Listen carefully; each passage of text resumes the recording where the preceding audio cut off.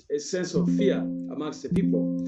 And so when the voting day came, it was clear what the regime had already prepared to do. They were not ready to accept any other result, although the people of Uganda were making it clear that they wanted change from this 36-year rule of General Museveni and his people. You will remember that at the time, General Museveni conveniently used COVID-19 to crack down. And while it was okay for his people to carry out rallies, his party, the NRM, had primaries where thousands of people would gather and they would ferry crowds like they normally do, pay people to come for these events. When it came to our party, the NUP, they would tell you, oh, you're going to spread COVID-19. So then they did allow us to do a lot of campaigning. And also towards the end of the campaigns, when they realized that wherever Bobby Wine was going, he was attracting thousands of people, they blocked him. They now said the Minister of Health somehow came up with numbers to show that in some districts, including the capital city and others, that the COVID-19 numbers were going high. So then they said, no campaigning in these places.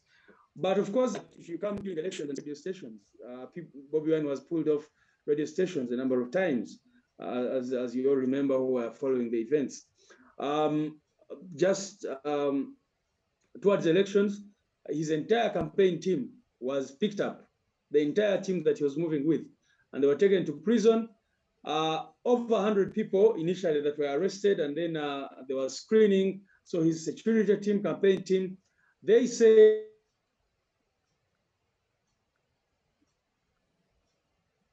that all the over 40 people had been found and 3 bullets people and charged them before the military court and kept there, some for 7 months, 8 months, and some are still there as I speak, 2 years after the election. So what happens in Uganda cannot be called an election. Of course, you must, I'm sure people have been following, many must have seen the levels of ballot stuffing that took place. So General Museveni employs different mechanisms depending on which area he's looking at.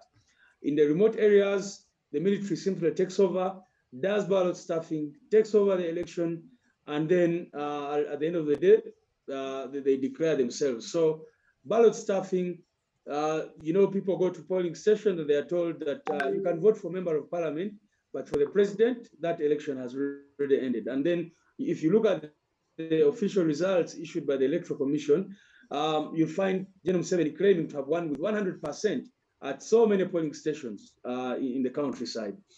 So we deployed polling agents, but many of them were arrested.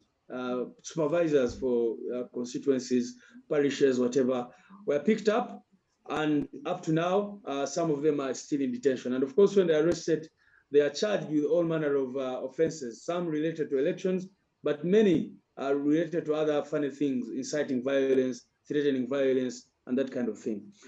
Of course, General Museveni in this particular election, 2021, blocked international observers. You remember the US was not able to observe the election because they refused to give them accreditation. The European Union, the same thing. They claimed that these were promoting neocolonialism and whatever, and so blocked international observers from observing the election. They did not stop at that. They, deported several international journalists. And of course, the local journalists, many of them are on the run. Some of them are in exile as we speak today, simply because they are doing their work. Some, of course, were targeted on the campaign trail. A young man called Ashraf Kasirye nearly lost his life because he was hit with a projectile on the head. And that was the fate of many other people.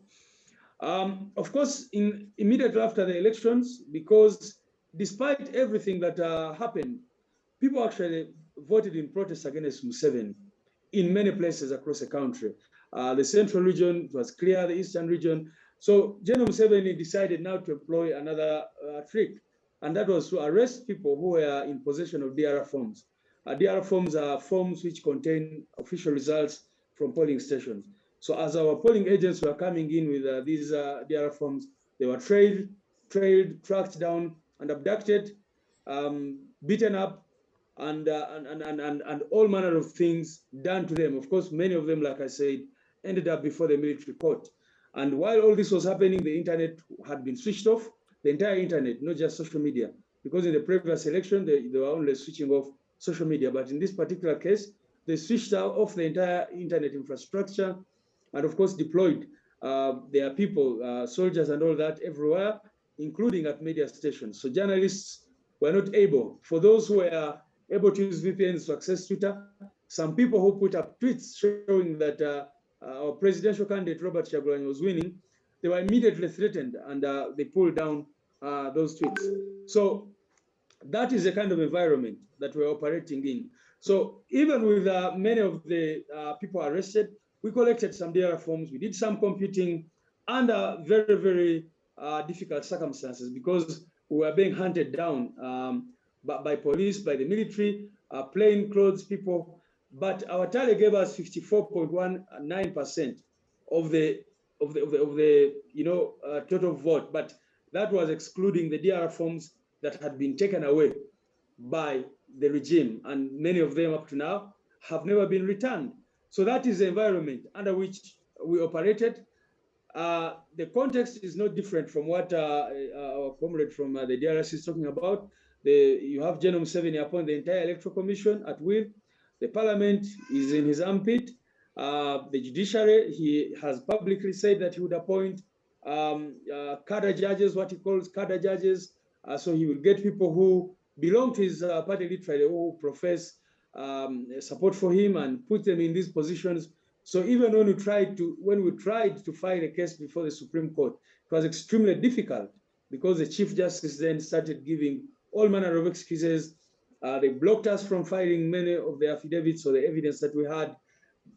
Said we could not amend our petition to put more grounds and all that. And eventually we decided to withdraw that petition and place it before the people of Uganda. And that's what we've been trying to do, to rally the people of Uganda to reclaim their power through the People Power movement. Thank you so much, David. You've given a very, I think, clear picture of what's happening in Uganda, both in terms of what happens before the election, but also what happened to the election. And I think a greater part of what comes out is just how much of a restrictive environment it is, just by highlighting some of the ways in which the government was cracking down on both political parties, activists, and citizens in general. So the first part of my question really is around what you're potentially doing right now to overcome this pervasive fear that is being built by the sustained crackdown on citizens, on politicians, human rights activists. And then on the other side, just building on the input around ballot stuffing is one of the ways in which rigging occurred in Uganda. My question really is around how do you see yourselves stating or building the confidence of citizens in the process, in the election process, so that they're able to still show up for future elections? I must admit that it's extremely difficult to even imagine that you can, take on Museveni and get a victory through elections. Right now, it's clear to us that we only go for these elections to mobilize the people, to rally the people, to rise up, because with Museveni still in charge of our country illegally, you cannot, because like I said, in other places, there's a semblance, at least some dictators try to put in place measures to show that elections are going on. We've had by-elections, for example. In one by-election in a place called Kayunga, we still have DRR forms. We collected all the DRR forms, giving us a 14,000 lead, close to 15,000 lead over Museveni's candidate. But the Electoral Commission shamelessly went on and announced the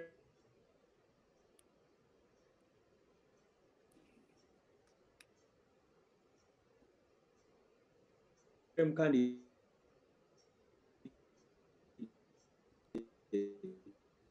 And this has gone on in several other elections. So we want to go for this election. But if not, then what are the odds? Museveni does not do a huge embarrassment to him. In the last election, people showed him that they had rejected him.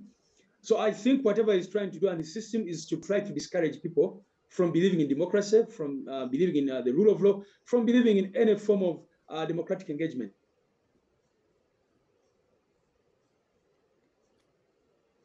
And we've been telling our people not to give up. We've been telling our people to continue lawful, non-violent means to doing currently. We're using this time to mobilize, to organize, to get to the grassroots, but most importantly, to reach out to our friends in the international community to tell them that, look, you cannot continue supporting a system that does not believe in the rule of law, that does not believe in democracy. Because General Museveni, like all dictators, is really sustained by this support he gets in form of foreign aid and that kind of thing, and also legitimacy. So we have been saying that this should be withdrawn from him.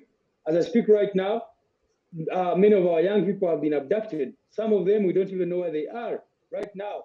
We still have people who are missing for 2 years who were abducted simply because they were either our candidates or they were found wearing Bobby Wine's t-shirt and that kind of thing. So we think that the international community needs to come in and put an end. At least if they're not willing to do anything proactively, let them stop supporting the dictator in Uganda. So while we try to engage locally, domestically, our role has been to really continue encouraging the citizens to participate, to do whatever they can, but we also think that the international community has a big role to play. Thank you so much, David. Laura, I'd like to turn to you now because I think we'd love to just shift towards a positive note and just highlight some of the lessons that we could potentially get from an election process that has worked. We give an example of Zambia offering in terms of hope for many across the continent. You also look at other success stories like